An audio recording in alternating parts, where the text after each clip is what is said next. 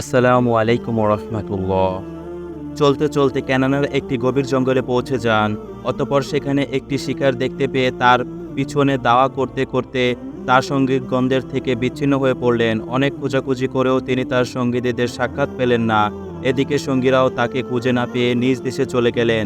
অতঃপর আইয়ুব আলাইহিসসালাম বিশাল জঙ্গলে ঘোরাফেরা করে ক্ষুধা পিপাসায় অস্থির হয়ে পড়লেন। কিছু দূর অতিক্রম করার পর একটি বাড়ির নিকট গিয়ে দেখলেন একটি কূপ থেকে একজন সুন্দরী তরুণী পানি ওঠাচ্ছেন। তিনি বাধ্য হয়ে তার কাছে কিছু পানি চাইলেন, কিন্তু মেয়েটি তার কোনো উত্তর না দিয়ে বাড়ির ভিতরে চলে গেলেন। হযরত আইয়ুব আলাইহিসসালাম খানিকটা হতাশ হলেন, কিন্তু না, মেয়েটি বাড়িতে গিয়ে তার পিতা ফাহিমকে পাঠিয়ে দিলেন।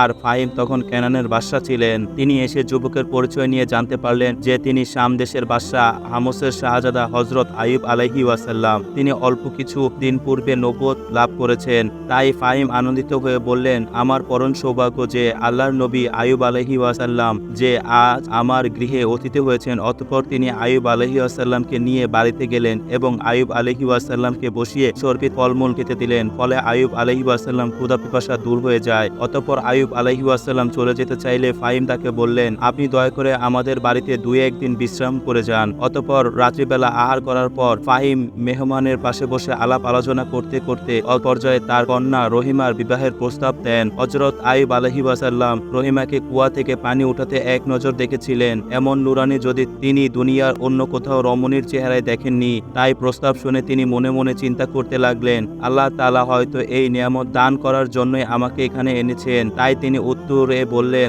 আপনার এই প্রস্তাবে আমার কোনো অমত নেই, তবে আমি পূর্বে আরও 3টি বিবাহ করেছি, তাদের 10টি সন্তানও বর্তমানে রয়েছে। তখন ফাহিম বললেন, আপনি চিন্তা করবেন না, আমি আপনার সব পরিচয় স্বপ্নের মাধ্যমে পেয়েছি। আমার পিতা ইউসুফ আলাইহিসসালাম আমাকে স্বপ্নের মধ্যে আদেশ করেছেন আপনাকে মেয়ে দান করার জন্য। তখন আইয়ুব আলাইহিসসালাম বললেন, তাহলে আমি দেশে গিয়ে টাকা পয়সা এবং লোকজন নিয়ে বিবাহের তারিখ ঠিক করি। তখন ফাহিম বললেন, শুভ কাজে বিলম্ব করা ঠিক নয়। আমার ধন দৌলতের কোনো অভাব নেই। এই সকল ধন দৌলতের উত্তরাধিকারী একমাত্র আমার কন্যা রহিমা। সুতরাং আপনি এখনই রহিমাকে বিবাহ করে নিন। অতঃপর তাদের বিবাহ সম্পূর্ণ হয়ে গেল। কিছুদিন পর তিনি রহিমাকে সাথে নিয়ে দেশে চলে আসলেন। আসার সময় তার শ্বশুর তাকে উপহার স্বরূপ 117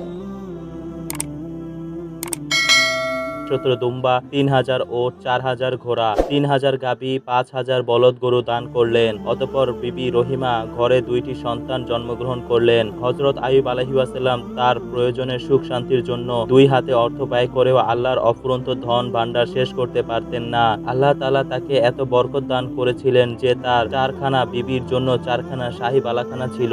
দাস দাসীদের দেখলে কেউ দাস দাসী বলে চিনতে পারত না, শাহী পরিবারের লোকজন বলে মনে করত। বহু মূল্যবান পোশাকে সজ্জিত থাকতো তারা। কিন্তু এত দত্ত ও ব্যস্ততা থাকা পরেও হযরত আইয়ুব আলাইহিসসালাম আল্লাহর ইবাদতে কমতি করতেন না। তিনি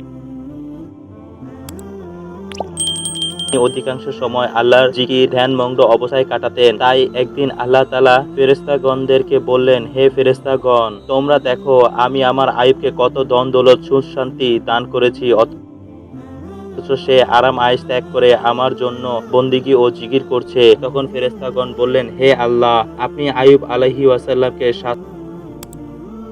সৌন্দর্য, ধন দৌলত, রাজ্য, সিংহাসন, পুত্র পরিজন দান করে সুখে রেখেছেন। সেই জন্য তিনি আপনার ইবাদত করার সুযোগ পেয়েছেন। যদি তিনি দরিদ্র হতেন অথবা রোগা অবস্থায় থাকতেন তাহলে তিনি কিছুতেই এমন ইবাদত করতেন না। তখন আল্লাহ তাআলা বললেন, তোমাদের ধারণা ভুল। আমি আইয়ুবকে যখন যে অবস্থায় রাখবো তখন সেই অবস্থায় আমার ইবাদত করবে।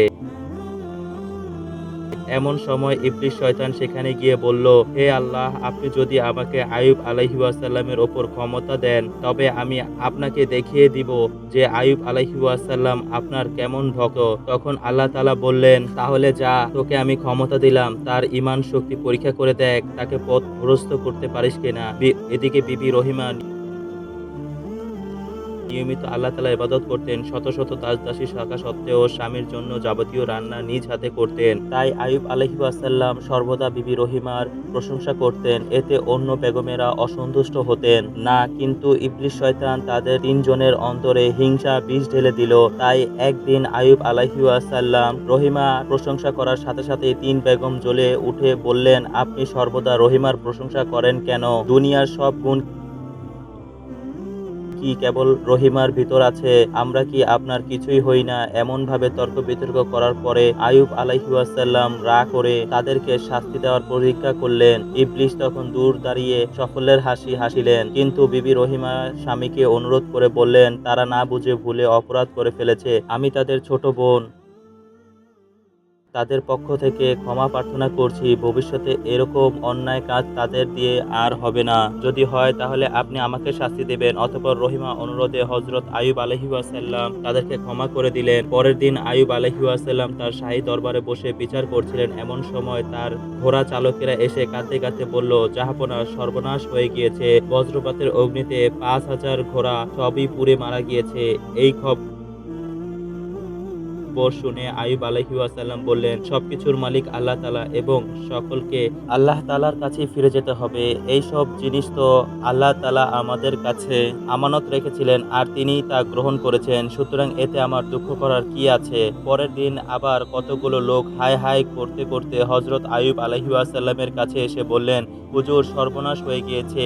একটি আগুনের ঝড় এসে আমাদের গরু, ভেড়া, উট, বকরি, দুম্বা সব মিলিয়ে ৭০,০০০ পশু জ্বলিয়ে দিয়েছে। তাদের কথা শুনে আইয়ুব আলাইহিস সালাম বললেন, ইন্না লিল্লাহি ওয়া ইন্না ইলাইহি রাজিউন। যাহার জিনিস তিনি গ্রহণ করেছেন তাতে আমার দুঃখ করার কিছুই নেই।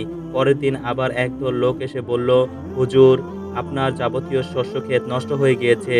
তখনও আইয়ুব আলাইহিস সালাম পাঠ করলেন, ইন্না লিল্লাহি ওয়া ইন্না ইলাইহি রাজিউন। তোমরা যাও, তার জন্য দুঃখ করার কিছুই নেই। অতঃপর তিনি এক মনে আল্লাহ তাআলার ইবাদতে মগ্ন হয়ে গেলেন। পরের দিন বিকালবেলা ভীষণ তুফানে গাছপালা, বাড়িঘর সবকিছু ছিন্নভিন্ন হতে লাগলো। ভূমিকম্প হয়ে শাহী দরবার চুরমার হয়ে ভেঙে বাদশাহ আইয়ুব আলাইহিস সালাম বাড়ি খোলা ময়দানের মতো খাকা করতে লাগল। তারপর আইয়ুব আলাইহিস সালাম কোনরূপ একটি কুঁড়ে ঘর উঠে প্রয়োজন মিলে বাস করতে লাগলো। ইবলিস তখন অট্টহাসিতে ফেটে পড়ল আর বলল, বাছা ধনেরা, এখন যাবে কোথায়? এখনো কি তোমার আল্লাহর প্রতি সন্তুষ্ট থাকবে? এখনো কি তার শুকর করবে? কিন্তু বাদশাহ আইয়ুব আলাইহিস সালাম আল্লাহর কাছে প্রার্থনা করলেন, হে আল্লাহ, এতদিন আমার ওপর বিরাট বোঝা চাপিয়ে দিয়েছিলেন, তার জন্য আমি সবসময় আপনার ইবাদত মশগুল থাকতে পারিনি। থেকে ঝামেলা মুক্ত হয়ে আমি আপনার কাজে মগ্ন হতে পারবো। আইয়ুব আলাইহিস সালাম এই প্রার্থনা শুনে ইবলিস শয়তান হতাশ হলেও সে আফসোস করে বলল, হায়, তবে কি আমি আল্লাহর কাছে অপদস্থ হব? একবার গভীর রাত্রে আইয়ুব আলাইহিস সালাম তার হুজরায় আল্লাহর ধ্যানে মগ্ন ছিলেন। অপর একটি কক্ষে বিবি রহিমা আল্লাহর ধ্যানে মগ্ন ছিলেন। অন্য আরেকটি কক্ষে রহিমার ৩০৩ ঘুমিয়েছিলেন। আরেকটি কক্ষে আইয়ুব আলাইহিস সালামের সবগুলো ছেলে মেয়ে শুয়েছিল। এমন সময় ইবলিস শয়তান দেয়ালে ধাক্কা দিয়ে আইয়ুব আলাইহিস সালামের পুত্র কন্যাদের ওপর দেয়াল ফেলে দিল। ছেলেমেয়েরা একটা চিৎকার করে সব নীরব হয়ে গেল। রহিমা কিছুই জানতে পারল না।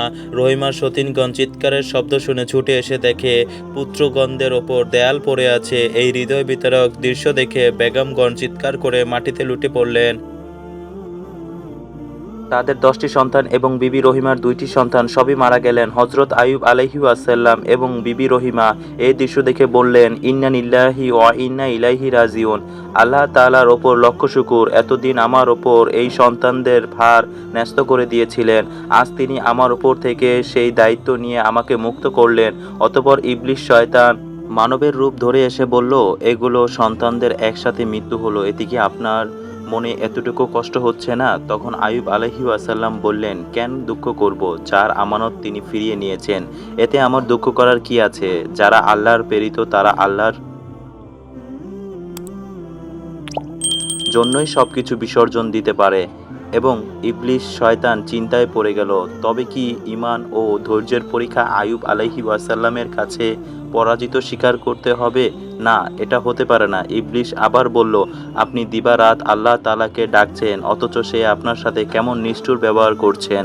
তখন আইয়ুব আলাইহিস সালাম বললেন, তিনি যা কিছু করেছেন সবই আমার মঙ্গলের জন্য করেছেন। তখন আইয়ুব আলাইহিস সালামের কানে ভেতরে একটা ফু দিয়ে পালিয়ে গেল। তখন এর শরীরে ভীষণ জ্বর আসলো। সারা রাত তিনি ছটপট করে কাটাতে লাগলেন। সকালবেলা দেখা গেল তার শরীরে ঠোসায় পরিপূর্ণ হয়ে গেল। অসহ্য যন্ত্রণায় তিনি অস্থির হয়ে পড়লেন। সর্বাঙ্গ ফুলে ৩-৪ দিনের মধ্যেই পুজে পরিপূর্ণ হয়ে ফুলে ফেটে গিয়ে দেখতে দেখতে গায়ের ভিতর অসংখ্য পোকা কিরবির করতে লাগলো। বিক্ষোভের যন্ত্রণায় পোকার ধর্ষণে তিনি নিতান্ত অস্থির হয়ে পড়লেন। এরূপ দুর্ঘটনা দেখে দাসদাসী সবাই চলে গেল। রহিমা স্বামীর চিকিৎসা করানোর জন্য একজন বিশেষজ্ঞ হাকিমকে নিয়ে আসলেন। হাকিম বললেন, এই রোগের কোনো ওষুধ আজ পর্যন্ত আবিষ্কার হয়নি। এটা ছোঁয়াছুঁয়ি রোগ। রোগীর থালা বাসন বাটি বদনা বিছানাপত্র আপনারা ব্যবহার করবেন না। যদি ব্যবহার করেন তাহলে আপনাদেরও এই রোগে আক্রান্ত হওয়ার সম্ভাবনা রয়েছে। রোগীর সেবা যত্ন করে গরম পানি দিয়ে নিজের হাত এবং পরিধান কাপড় চোপড় ধুয়ে ফেলুন। হাকিমের কথা শুনে সকলে অন্তর আত্মা শুকে গেল। হযরত আইয়ুব আলাইহিস সালাম এ রোগের আরও বিদ্ধ হতে লাগলেন। ক্ষতর মধ্যে কীট এর সংখ্যা বাড়তে লাগলো। তবুও রহিমা স্বামীর সাথে থাকেন। স্বামী নিজ হাতে আহার করান, স্বামীকে ধরে উঠান বসান, ক্ষত স্থান ধুয়ে মুছে পরিষ্কার করে দেন, পাখা দিয়ে বাতাস করে মাছি তাড়ান। স্বামীর ব্যস্ততায় দেখাশোনা করার তার ঘুম নেই। কিভাবে স্বামী একটু আরামে থাকবে সেই নিয়ে খুব চিন্তা করেন। রহিমা এর সতীনেরা রহিমাকে বলল, সাবধান, তুই আমাদের কখনো থালা বাসনে হাত দিবি না। পাতা কেটে এনে পাতা করে খাবি। আইয়ুব আলাইহিস সালাম রোগ যন্ত্রণা চরমে উঠে একেবারে অসহ্য হয়ে পড়লেন। অসংখ্য কীট একসাথে কিলবিল করতে থাকলেন। কাতর শুয়ে বললেন, রহিমা, আমার শরীরে একটু হাত বুলিয়ে দাও। স্বামীর এমনই কষ্ট দেখে পানি আর বাদ মানে না। তবুও সেই চোখের পানি গোপন রেখে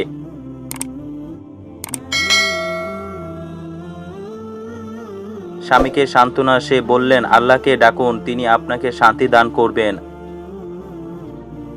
আপনি আল্লাহর ওপর ভরসা রাখুন, নিশ্চয়ই আপনাকে ওই রোগ থেকে মুক্তি দেবেন। রহিমার খাবার নেই, ঘুম নেই, নিজের শরীরের প্রতি যত্ন নেই, লক্ষ্য নেই, নিজের রোগ আক্রান্ত হওয়ার কোনো ভয় নেই। দিবারাত শুধু স্বামীর যত্ন করা আর স্বামীর রোগ মুক্তির জন্য আল্লাহ তাআলার কাছে প্রার্থনা করা, এই দুইটি যেন তার একমাত্র সম্বল। অতঃপর একদিন রহিমার ৩০৩ রহিমাকে বলল, তুমি তোমার স্বামীকে নিয়ে থাকো, আমরা আর কিছুতেই এখানে থাকতে পারবো না। আইয়ুব আলাইহিস সালাম কথাগুলো শুনলেন এবং বললেন, ঠিক আছে, তোমরা যাও, আমি অনুমতি দিলাম। আমি আমার অদৃশ্যের ফল ভোগ করছি, তোমরা কেন আমার সাথে দুঃখ ভোগ করবে? এসব শুনে তোমরা কেন আমার সাথে দুঃখ ভোগ করবে? এবং সবাই চলে গেল। শুধু এখানে পড়ে রইল আইয়ুব আলাইহিস সালাম আর বিবি রহিমা। তখন আইয়ুব আলাইহিস সালাম বিবি রহিমাকে বললেন, তুমি কেন কষ্ট করে তোমার এই সোনার শরীরটা মাটি করছো? তুমি আমার জন্য চিন্তা করো না। আল্লাহ তাআলা আমাকে যে অবস্থায় রাখেন তাতে আমি রাজি আছি। তুমি তোমার বাপের বাড়ি চলে যাও। আমাকে কি কথা বলছেন? কোনো প্রাণে আমি আপনাকে এই অবস্থায় রেখে চলে যাব? আমি মরে গেলেও আপনাকে এই অবস্থায় রেখে যাব না। এখানে ইবলিস শয়তান গ্রামবাসীদের কাছে এসে বলতে লাগলেন, আইয়ুব আর নিশ্চয়ই কোনো মহাপাপ করেছেন। তার এই দুর্দশা, সে তোমাদের সাথে গ্রামে থাকলে তোমরাও এর মতো কঠিন রোগে বাধিতে আক্রান্ত হয়ে যাবে। এজন্য গ্রামবাসী সবাই বিপদগ্রস্ত হবে। সুতরাং তাকে গ্রাম থেকে তাড়িয়ে দেওয়াই বুদ্ধিমানের কাজ। তাই গ্রামের কতিপয় লোকেরা রহিমার কাছে গিয়ে বলল, রহিমার স্বামীকে নিয়ে রহিমাকে দূরে কোথাও চলে যাওয়ার জন্য। তখন আইয়ুব আলাইহিস সালাম বললেন, বাবা, আমি তোমাদের মঙ্গল চাই, আমি অন্য কোথাও চলে যাব। অতঃপর রহিমাকে বললেন, রহিমা, আর নয়, এবার তুমি তোমার বাপের বাড়ি চলে যাও। এখানে থাকলে তোমার মান ইজ্জত থাকবে না। তখন রহিমা কাঁদতে কাঁদতে বললেন, আপনি আমাকে এই নিষ্ঠুর আদেশ করবেন না। আপনাকে ছেড়ে কোথাও যাওয়া আমার পক্ষে সম্ভব নয়। পরের দিন আবার লোকজন এসে বলল, যদি ভালো চান তাহলে রাত্রের মধ্যেই স্বামীকে নিয়ে চলে যাও।